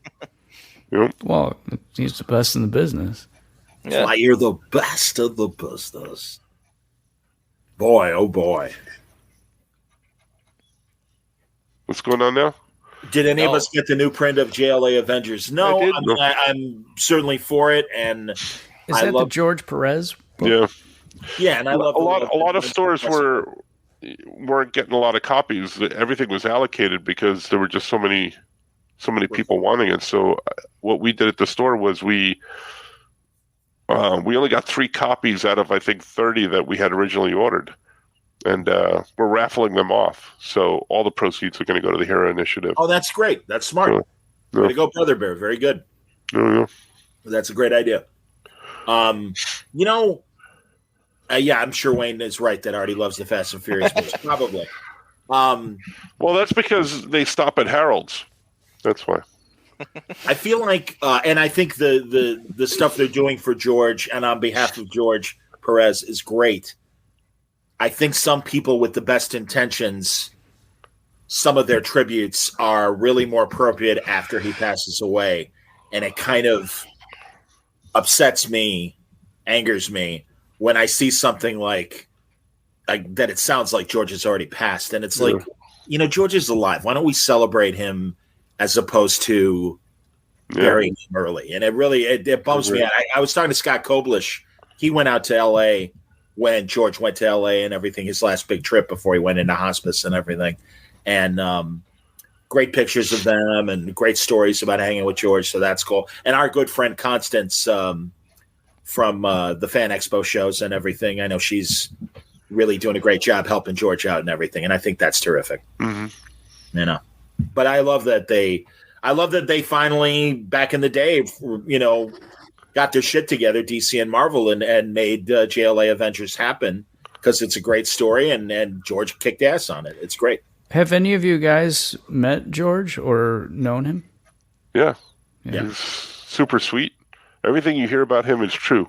He's super nice guy. Art and I met him when we were first on Tiny Titans. We showed him, actually before it even came out, we showed him the designs, and he was like a skinny, a giddy schoolboy. He's like, "Oh, let me see," and then at the end of the conversation, we had this really great conversation, and Art will tell you the story, but originally he had designed Beast Boy in his Doom Patrol purple and outfit. The purple outfit that the Doom Patrol was wearing. And he goes, "Can I ask a favor, guys? Can you change it to the red and white costume that we had him in Titans?" And we're like, yeah, absolutely, yeah. So we wound up changing the costume. That's fantastic. That's great. A good story. Yeah. I like it. I only got to interview him on Word Balloon for 10 minutes because that was just a weird time that I actually had my buddy Kaz videotaping it. So now that I have audio, but I have video. And but on subsequent meetings with him, I told him how much I love the White Tiger, the Marvel character, because he created the White Tiger. And it's really like, especially the original incarnation of the White Tiger. They've since passed it on as a legacy to a woman White Tiger, but I really like the original Puerto Rican, I believe, character he was in Masters of Kung Fu. The Iron Fist and Shang-Chi black and white magazine, and that's where he debuted before having his appearances in comics and stuff. But I'm in particular, he's my favorite. Perez. Francis left us for a moment. We lost him. I've lost him. I thought I lost you, boy. Yeah, where did he go? That's right. I thought I lost you, boy. I lost you, boy. She talks in her sleep. We named the dog Indiana. He's back. There he is. Sorry, it dropped out for a second. It belongs in a museum. I was reading Scoot's message and I kicked myself out. Yes. Scoot, I changed it. Sorry, okay. I just saw that I'll message. let him know. Yeah. Thanks. Alexandretta. What'd I miss? Nothing. We just broke into some John Connery. John Connery, because we lost you. So we said, we lost him. Look, Sean has been a friend of mine for decades, and all I have to say is the man never pays for a beer. That's it. Well, that's true. Did we talk about that last time? I can't remember if we talked about Michael Caine and why he wound up doing Jaws 4. Sid Sheinberg, a good friend of mine, the head of Universal. What did he say? They asked him if he'd ever seen it, and he said no. He goes, "Well, why'd you do the role?" He goes, "Well, I did it for." He was brutally honest. He goes, "I wanted to buy a house." And they asked him, "Have you ever seen the movie?" And he goes, "No, but I see my house all the time." I've heard him go into detail like, "No, Sid Sheinberg bugged the hell out of me to do the movie with his wife, and I kept saying no, and he kept upping the price, and I'm like, fine, I'll do the bloody movie." And and Sid, I just love that it's Sid Sheinberg. It wasn't in charge of Universal and stuff. The woman, I'll be right back. She's all right. It's good. That's the business. The wife was also in 1941, the Steven Spielberg movie, and plays Ned Beatty's wife in that movie. She's Roy Scheider's movie in the first 3 movies, or his wife in the first 2 movies. And that comes back for Jaws: The Revenge. Yeah. Yes, the fourth movie. Right. The third one was Dennis Quaid and Lou Gossett Jr. Jaws 3D. Jaws 3D. Yeah. Yep. And it's unbelievable. I don't know. I'm not seeing a shark. I don't know. I don't understand. Unbelievable that they're still doing Jaws movies, because they're coming out with the Meg 2. The Meg 2, isn't it? Right? Jason Statham. Yeah, that's a big giant shark. Right. Megalodon or something like that. Whatever they called it. There was Deep Blue Sea with Samuel L. back in the day, with the heightened intelligent shark, I believe. Wasn't there one with the guy from BJ and the Bear? Greg Evigan? Yeah, Leviathan or something like that, or like was a underwater shark. There was like a time in the late 80s, early 90s where like they had like 700 undersea movies come out all at once. Yeah, the one with Harris, The Deep, right? Yeah. Or what was it called? Something like that. Uh-huh. Yeah. Tell you what I'm looking forward to. There's a movie coming out called The Unbearable Weight of Massive Talent. Oh, the Nicolas Cage movie, right? Nicolas Cage, right, it's coming out soon. He plays himself, and, he's really excited about it. I saw an interview with him. He was wearing a plaid suit. It was like a plaid suit jacket, like red and green, and somebody asked him, so what's going on with the plaid suit? And he's like, well, I really love shortbread. And I saw this suit in the window at Brooks Brothers, and it really made me happy. And I thought, every time I go to England, I get shortbread. So I thought, I'm gonna buy that suit. Interview. I'm gonna wear it because I like shortbread. That's fantastic. It does. Laughs that is what the shortbread box looks like. That's fantastic. I saw some article about him. They were going after him about all the video on demand movies that he made, and he's like, "Hey, I paid off all my debts. I was really in debt, and I paid off all my debts. And I stand by every one of those roles." He said. The sadder shitty movie, story is Bruce Willis for the last couple of years, and it finally came out recently that he's got whatever aphasia. Aphasia, yeah.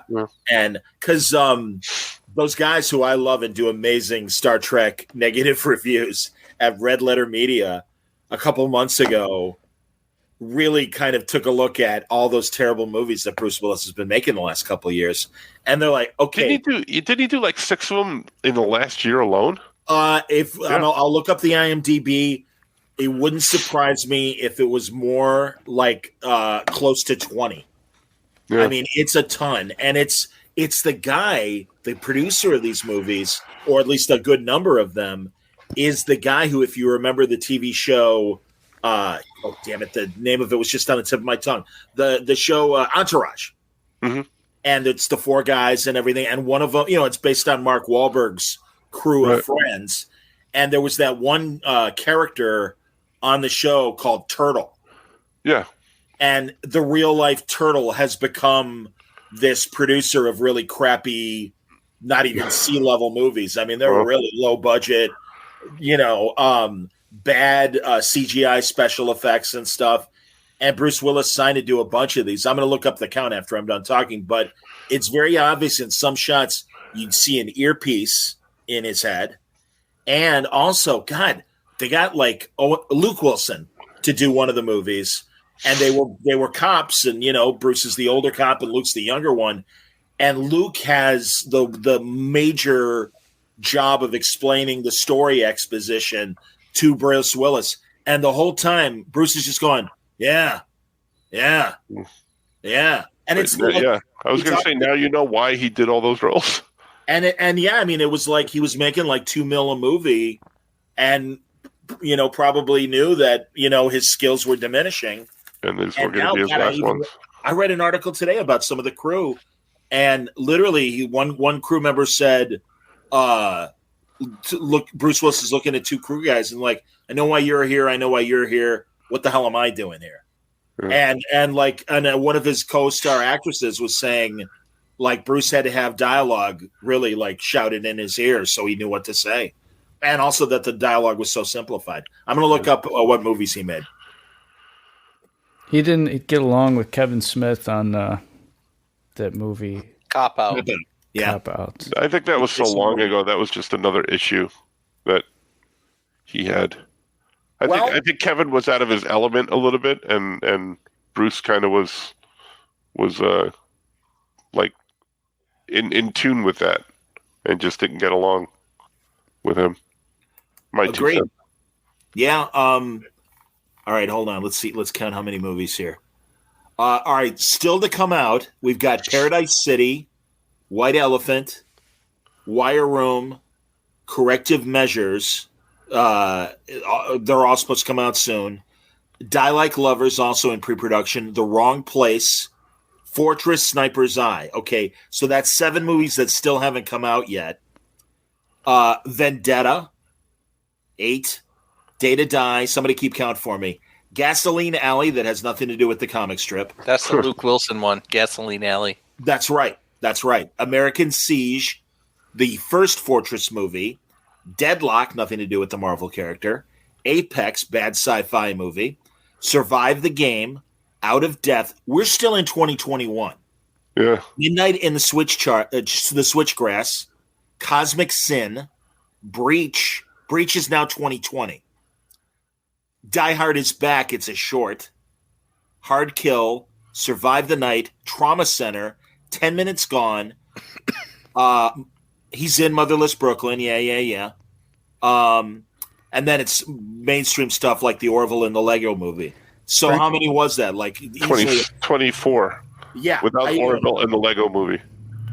Well, and then Spring Break Lawyer 2. I don't think you mentioned that, but he's in that one. Welcome to the party, pal. Yeah. It's sad. I mean, and again, the Red Letter guys were kind of making fun of him and like, Jesus, what the hell happened? But then they noticed the earpiece and they're like, maybe he's deaf, who knows? And also people are attributing not so much the Cop Out movie, but remember at the beginning of COVID, he walked into a store without a mask and everyone was like losing their crap and everything over it. And it's like, well, maybe he was even, not sharp then. And, I missed him. Yeah. When we had the art gallery, he walked into the art gallery and I missed him when he was there. I was down the street. When I came up, he was gone. Wow! But he was in our art gallery. That's cool. There you go. That says Kevin Smith issued an apology to Bruce Willis yesterday for petty complaints. Yeah. Yeah, and also he got the Razzie for the all those crappy movies, and they rescinded it today. Yeah. Again, and that's classy that's classier than Will Smith. I mean, again, It's like, hey man, if the guy's really sick, and even the Red Letter Media guys, even a month ago, came out with a new video, and they're like, hey, we're hearing he's not well. We're sorry. And and they're like, we didn't know. Nobody knew. And it's, if that's the case, then we feel bad. So yeah, no, it's a shame. Yeah. Sadness, man. Getting old sucks, man. Getting old sucks. I find myself repeating stories and it scares the hell out of me. Seriously. Well, you've been doing that all your life. That time? Yes, you did. Oh. You've been doing that ever since I knew you, Johnny. We wore our onions on our belt, which was the style at the time. We called coleslaw Liberty cabbage. Yeah. Abe Simpson. And then they put the Virgin in a jar. It's true. Well, now I feel like horrible. Now we're sad. Thanks for coming out, everybody. Welcome to the party, pal. Tony Danza, was that you? Hey, I can take over a lot of those Bruce Willis roles. Can we change the name to the characters to Tony? I've been watching a lot of Taxi. Aphasia or whatever. What now? I've been watching a lot of Taxi. I love that show. And Wheeler, Nardo. Yeah. Wheeler and Nardo. Tony and Jeff Conaway could not act. I like Jeff Conaway. Jeff Conaway. Every single scene. I like how you've added the vowel in the middle there. Yeah, because it is Conaway. Conaway. This is him in every scene. Yes, Tony McClane. Oh yeah, no, he definitely flips his hair a lot. His hair is always like when Bruce Boxleitner from Babylon 5 would talk about from Scarecrow and Mrs. King. Indeed, and he would talk about doing Comic-Cons, and Jeff Conaway would show up, and he's like, women would flock to his table because of Grease, and they're like, Kaneki! And I love that. That's fantastic. Yeah, I did. I felt bad for Jeff Conaway. He had a bad drug problem, and that I think ultimately killed him. I told you about my run-in with him, right? I forgot. I'm sure you did, but tell me again. Like I met him at one of these shows, and this was years ago, and I wanted to take a picture. I said, "Hey, can I take a picture?" And he's like, "Yeah, but no flash." And I'm like, "Okay." And he puts on his sunglasses, and then I go to take the picture. He's like, "No pictures." I'm like, "Oh, okay." Because that's like Steranko. Steranko's like, I'm light sensitive. Please don't flash. That's why he always wears sunglasses. I was confused, but I appreciate that. I like your Charisma Carpenter bathroom story better, frankly. That was Eliza Dushku. Charisma Carpenter was Dushku. Okay. Yeah. Quite frankly. Charisma Carpenter was in the limousine together. We were in the limo together. Boy, oh boy. Yeah. Lucky you. Oh, good Lord. She still takes my breath away. No. She's a beautiful woman. Oh, where? Oh. Well, the people at home are going, oh. You know, I did a TV show with Buffy. Kind of failed. Oh, where? Oh. Yep. All right, so what other depressing celebrity stories do we have? Yeah, I was going to ask you guys how your brackets are doing for March Madness. Yeah. You know what my brackets are doing? They're holding up my bookcase. Is that still going on? Yeah, the Final Four is this weekend. It's March Madness. Might be Coach K's last game, Franco. Isn't it interesting? March Madness always ends in April. I don't understand that, if I could be Ed Grimley for a minute. Hey, Chuck.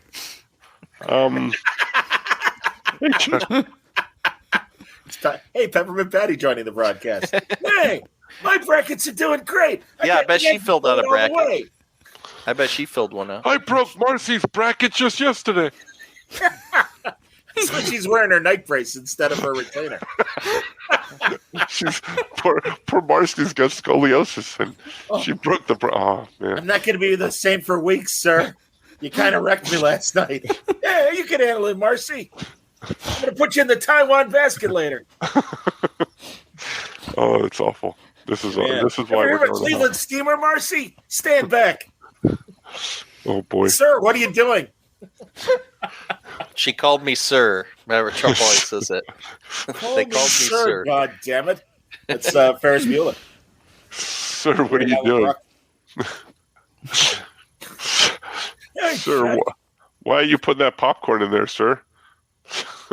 Marcy and I are coming on for Thanksgiving, Chuck. You sly dog. I still love in the Peanuts movie when they find out that Charlie Brown doesn't have the highest score, so they give it to the next person, and it's Peppermint Patty. And they cut to the audience. She's When I was a kid and I watched that for like the first time, that Thanksgiving special. Sure. When Snoopy and Woodstock, when Snoopy gets shut in the ping pong table, I swear to God, I almost pissed my pants. I was laughing so hard that sound that he made. Oh my God! Oh. No, those. Would you? All right. Well, let's rank the top three Peanuts things, whether they're long movies or the half-hour shows. Okay. I would say never saw the new movie. Christmas, Great Pumpkin, Thanksgiving. Yes, in that order. Yes. Christmas, Pumpkin, Thanksgiving. What about the new movie? Great Pumpkin first. I got to put that at the top. I have no problem with that. No, you're wrong, and I'll tell you why. Because you're wrong. That's right. It's a tremendous special. Wrong. Poor Linus in the patch. Loser. Freezing to death. Thank God Lucy comes with the blanket. Stupid blanket. And that poor Pigpen shouldn't even be allowed to play with them. Pigpen might be covered with the dust of ancient kings. I'll tell you who got a hole in one. Out of me or something, doesn't it? Peppermint Patty got a hole in one. Just ask Marcy. That's incredible, sir. Yeah, the Peanuts movie is really awesome, Mario. You're correct. I agree. I never saw it. It's good. It's funny. They did a good. I got to say, it's good that the they. New one? The new one? I like the new one. It was good. Did you ever see the SNL parody stage show where Bill Hader is? Yeah, and he's like yelling at everyone. Yeah. No, I'm gonna have to find that. It's so funny because literally before I came on tonight, when he's older, I was watching Bill Hader SNL bits. Yeah, he's supposed to be. He's supposed to be Pacino. So Bill Hader is doing Pacino, and Pacino is Charlie Brown in a stage show. So you can imagine how that goes. That's fantastic. And he's yelling, he's cussing at everyone because they're like making fun of him and doing stuff to him. I like it. I love the Vincent Price Christmas specials that SNL did that are from the 50s, and they were supposed to be live television. And Hader's Vincent Price, and he's like, the special effects don't work. They've got him on an elevator kind of riser. He's like, what's wrong with the thing? Why isn't it working? And what's her face? Kristen Wiig plays Katharine Hepburn, and really funny. And John Hamm does a drunk James Mason. I'm so glad to be here. And just, it's great because everything goes wrong. Vincent Price's like, what's wrong with the crew? Come on, let's go. He's all angry. I love those. I've watched those so many times. There's 3 or 4 of them. I also like when Kristen Wiig plays Anne Margaret and tries to be, and is like trying to be sexy, throwing out a piece of trash. And she's like totally like shaking like in Viva Las Vegas. Very funny. Very, very funny. Liberace's in there. Fred Armisen is Liberace, yes. I like when Bugs Bunny used to do that, Liberace. I wish my brother George was here. Like that. Classic. Come on. This SNL sketch is called "You're a Rat Bastard, Charlie Brown." Is that what you just gave us? Yeah, that's the name of the stage show. And Bill Hader is Charlie Brown. And I'm going to save it to watch later. That's fantastic. Yeah. Isn't Larry or Martin Short as Larry David? Yeah, he's on there. Yeah, he plays Linus. Cool. Linus. Larry David shows up as Linus. Video. Hold on, sorry. Skoke, leave him up for at least 5 or 10 seconds before you flash out because it's like I'm getting a stroke trying to read these things. You get audio drama reading the first. Exactly, like a stroke. You get audio drama reading a Ferris Bueller's Day Off cast as Peanut Crew. Charlie Brown, Sausage King of Chicago. Hello, Mr. Coleman. This is Sergeant Peterson. Pardon my French, but you're an asshole. Classic, man. Should I take it down now? Call me. Yes, now I've read it. Thank you. Call me sir. God damn it. They, we want to do it for the audio, like the video. That's why I'm like, oh, okay, it's gone. I'm new at this. I'm a rookie. I know. No. You're doing fine. That's why you're the best in the business. You guys see the trailer for Apatow's new movie coming out tomorrow called The Bubble? I'm never going to watch that. And no, I have not. Although I'm excited for his George Carlin documentary that's coming out either the end of April or May on HBO Max and regular HBO, I would assume. And it's going to give me an excuse to repeat my word balloon where I interviewed Kelly Carlin, George's daughter. And I had a blast because I was ready to talk about her dad's career because I'm a massive George Carlin fan. And I'm excited that Apatow made on his SNL podcast interview. He talked a lot about it. Pretty cool. Put this comment up for 2 seconds, says Anthony. There you go. Leave it up there for the rest of the show.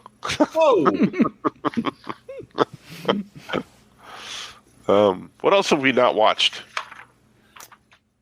Well, Halo, certainly. I want to see Stiller's show on Apple TV called either Severance or something like that. That's it, yeah. With Adam, I forget his name. Adam Carolla. No, and not Adam Driver, and not Adam West. Adam Carolla? He was on Parks and Rec. I could see him. He's Amy Poehler's boyfriend on Parks and Rec. Come on, Peanut Gallery of audience. Chris Pratt. No. That's Aubrey Plaza. Aubrey Plaza. Adam Scott. Adam Scott, thank you. Ben. His name's Ben in the show. Ben Kenobi. Great Adam Scott. Yeah. I've been watching. And of course, yeah, excited for Ben Kenobi, of course. I've been watching. You'll never guess what I've been watching. Real Housewives of New Orleans. No, of New Jersey. Oh. My wife has been catching up on all those, and I've been, catching them here and there. And I have to say, calling me a whore? Are you calling me a whore? I have to say, I don't sit there and watch them on purpose, but I was sitting there one day and I was watching it, and I laughed my ass off because do you know Teresa, the one that's on the show? Her forehead's only about like this big because like her eyebrows are here, and then her hairline starts like right here. Totally. And she could comb over her eyebrows and continue her hairline. Absolutely. And she was talking to her husband because her husband was about to go off to jail. And she said, she had just been in jail and her husband was going off to jail. And she said, when you're in there, make sure that, you can celebrate. They let you celebrate all the holidays. So, you could do Christmas and you could do Ramadan Don. Ramadan King, yes. No, she said Ramadan Don. Oh, did she literally say? She literally said that, and I fucking fell off my chair laughing. My God. I told my wife, rewind that. I got to watch it again. That's awesome. I know the Real Housewives of Beverly Hills featured former child actress Kim Richard And she's become like, Dudley Moore and Arthur. Is anyone having more? Like always constantly roaring drunk on the show. Very sad. It's very sad. Little Kim Richards from Nanny and the Professor. Very sad. Very sad. Yeah, I'm sorry, Wayne. I know. Keep me honest. Are you guys going to record those actor reading records that John has? Yeah, I'm sorry, man. Eventually. Exactly. Eventually. We have enough hard time scheduling this one. Are we going to do that live? Yeah. I don't know. And that'd be kind of hard to do. I think it'd be funnier if, I don't know. We should talk about it, Mike. That should be a pre-production meeting. That's our homework assignment. Exactly. But yeah. I got to clean the house. God, I am Oscar Madison right now at the worst. I have not watched DMZ yet. Anybody else? What's DMZ? I don't know what that is. The Brian Wood Vertigo comic. They turned into a mini series, and it's on Cinemax, and it's on HBO Max. 4 episodes. I still haven't watched the rest of Why the Last Man. I was so sad for Vaughn when it got canceled after one stupid season. Yeah, I was talking to him about that. He was upset at Garth Ennis. Was he? Yeah, because Garth Ennis' show is still on. And they were ribbing each other. It was funny to watch. See. Okay. Yeah. I finally, last year, got to actually have a couple conversations with Garth. He's great. He's a good dude. I think he's going to be, if I'm not mistaken, I think he's going to be a Terrificon. Oh, that's great. That's great to hear. I think. Hopefully, I'm not speaking out of turn. One of his publishers was very accommodating and got me an interview with him right away. One of them that have had a long association with him have not. And it kind of got me angry. And it's like, hey, let us know if you want us to help you get any of our writers or artists. I'm like, well, it'd be great to talk to Garth Brooks. He's like, oh, we can't help you with that. I'm like, well, yeah, because you asked for Garth Brooks. That's why I can't help you. Did I say Garth Brooks? Did I really say Garth Brooks? That's fantastic. You see, I'm telling you, man, I'm going senile. It's happening. Hey, welcome to the party, pal. But no, they're like, yeah, well, we can't get you Garth Ennis. And I'm like, well, I can talk to unnamed C-level writer who, tweets back at me all the time. I don't need your help for that. Thank you. I'm like, kind of was hoping for the big fish, but okay. But I got him eventually. And we had a lovely conversation. I love his war comics, Garth Brooks. Nobody talks about Garth Brooks comics. Garth Brooks. Although he writes them under his name, Chris, what was his rock? What was it? Chris Gaines. There you go. Down Chris very Gaines. good. Yeah. Yes. There you go. Chris Gaines. Absolutely. Chris Gaines. It's funny. I'll forgive Garth Ennis for that momentary. Like, what's he doing? Why is he doing that? Why? You know what? Wig? He tried something. Okay, he tried. Well, he was having fun, and that's okay. How about? By the way, all right. Here's some positive celebrity story, and I've always had respect for Dolly Parton. And every time I hear a new positive story about her, my esteem for her raises. That she turned down the Rock Hall of Fame because it's like, I don't know if you noticed Rock Hall of Fame. I'm not a rock and roll star. Yeah. She's a brilliant songwriter. She named a couple of bands that should be in. And she goes, why don't you put them in or something? Yeah. But she was very classy about, like, that's really nice. I don't think I really belong there. And it's like, yeah, you guys are kind of trying too hard. Why don't you, again, maybe put the Monkees in instead of Dolly Parton. Okay. Dolly Parton. Titles, Mr. Connery. Titles. There's a video clip or something of her out there on stage, and someone from the audience yells out, "I love you." And she goes, "I love you too, but get back in the trunk, in my trunk," or something like that, which I thought was funny. I heard she might be divorcing her longtime husband, Don Wood, who finally I got a shot. I actually had a career encounter with Don Wood. Beyond Dolly's song catalog, he appropriated a lot of country hits from various other one-hit wonder country people. And there was that song, The Battle of New Orleans. In 1814, we took a little trip along with Colonel Jackson down the mighty Mississippi. And when Mike Ditka left the Bears and went to the Saints, we did a song about Ditka taking a little trip and becoming the coach of New Orleans. And it was really popular. And we thought about making a single of it and giving proceeds to charity. And we had to talk to Don Wood, Dolly's husband. And he's like, sure, you can do it. It'll cost you $10,000. And we're like, never mind. Thanks anyway. Thanks for playing. Exactly. But hey, thanks for playing. Guys. But did he ever get a hole-in-one? That's what I want to know. It was tremendous. It was a blustery day. Gary Player was there. Fuzzy Zoller. Freddie Couples. Was Tiger Woods there, Mr. President? I was going to say Tiger Woods' brother, Joe Woods. Tiger Woods' brother, Forrest. Yeah, Panther Woods. Yeah. His and ironically, only black on his side with that brother. No Asian in Panther Woods. Very strange. Very strange. So Awful. we did a parody song about Tiger Woods to Secret Agent Man, and we called it Secret Asian Man because everyone stressed the fact that he was a great black golfer, and we're like, hey, he's Asian as well. And Mike North said, I got it. Secret Asian Man. Write the song. I'm like, all right.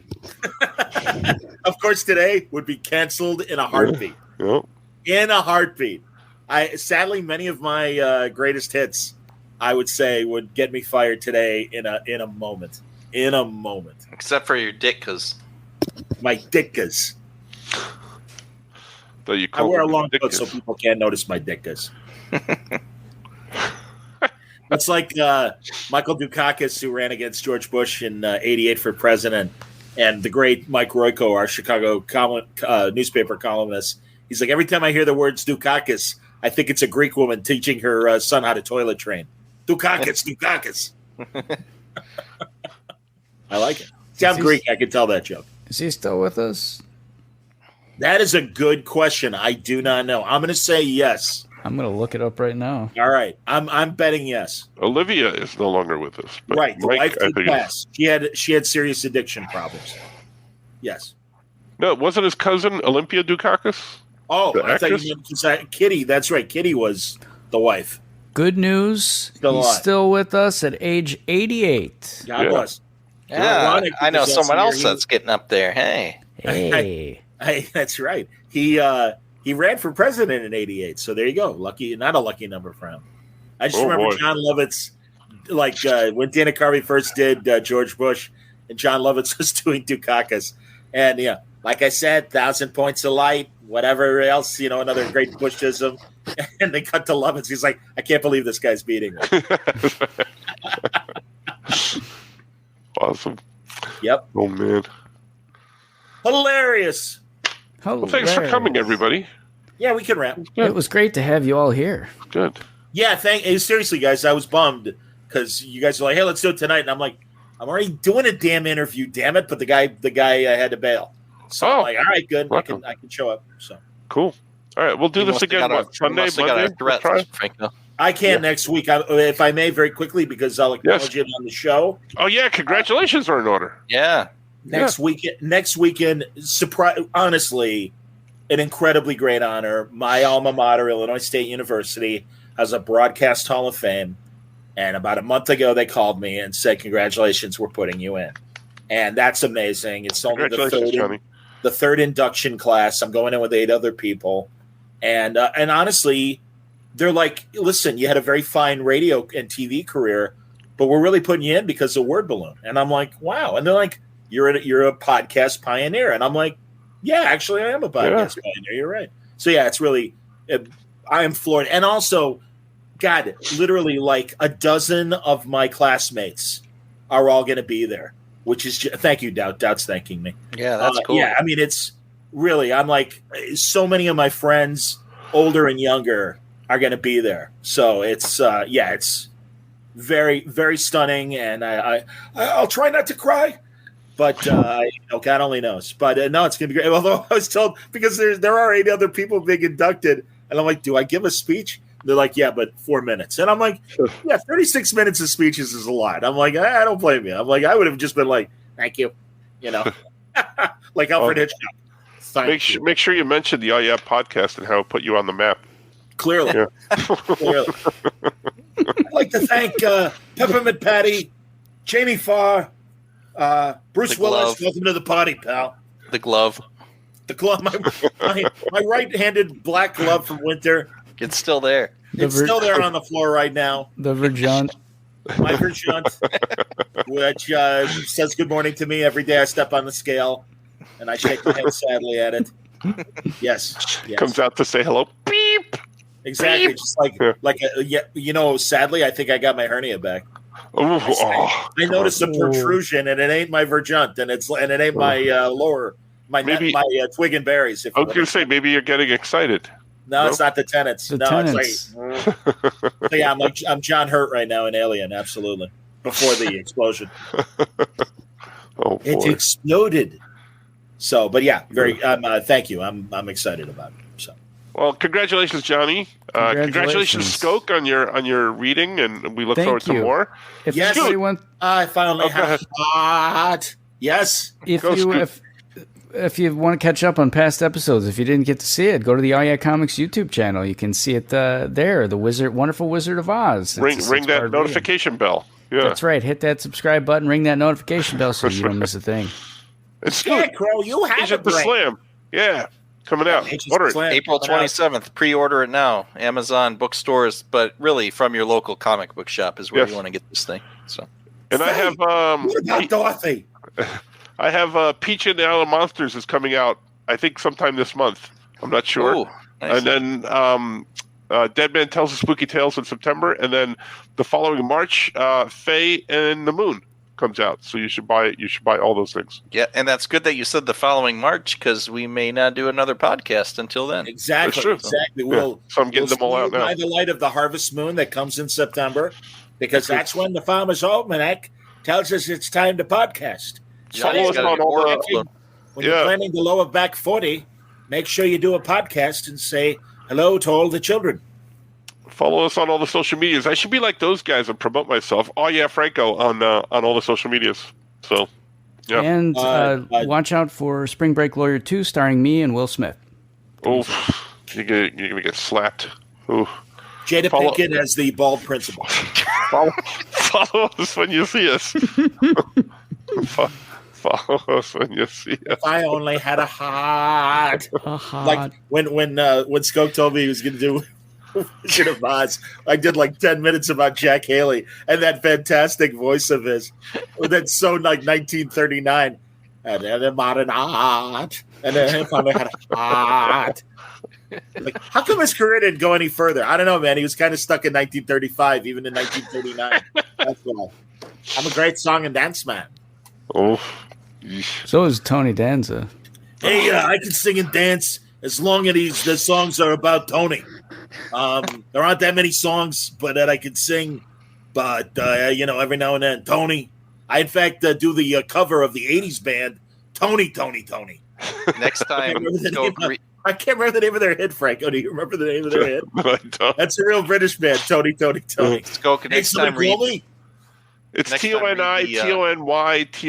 Tony, Tony. Yes, it was every way to spell Tony. Skoke, next time read The Wizard of Oz, but do Tony as the Scarecrow, Jamie Farr as the Tin Man, and Gilbert Gottfried as the Lion. Oh, yes. Do it. If I only had a... incidentally, I was in the woods and it started raining and okay, we got it. Hey, what about Dorothy? My name's Tony.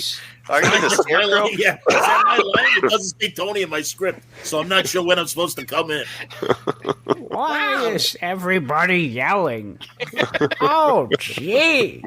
And you got to get, what's his face? Damn it, F Troop. Agard. 100-year-old Agard. He was a guest on Gilbert Skoke. God damn it, what's his name? Larry Storch. Larry Storch, thank you. Yes, indeed. Yes, he's got to know him doing Frank Morgan. Wow, Tin Man, you already have a heart. Who's the wizard? That's Frank Morgan.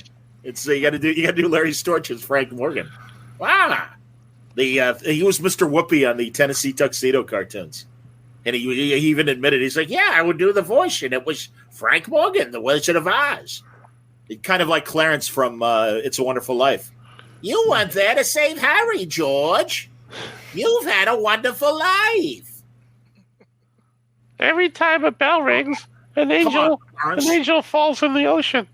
Get away from me, Bert, or I'll slap you like Will Smith slapped Chris Rock. What, are you kidding? Bert, you know me?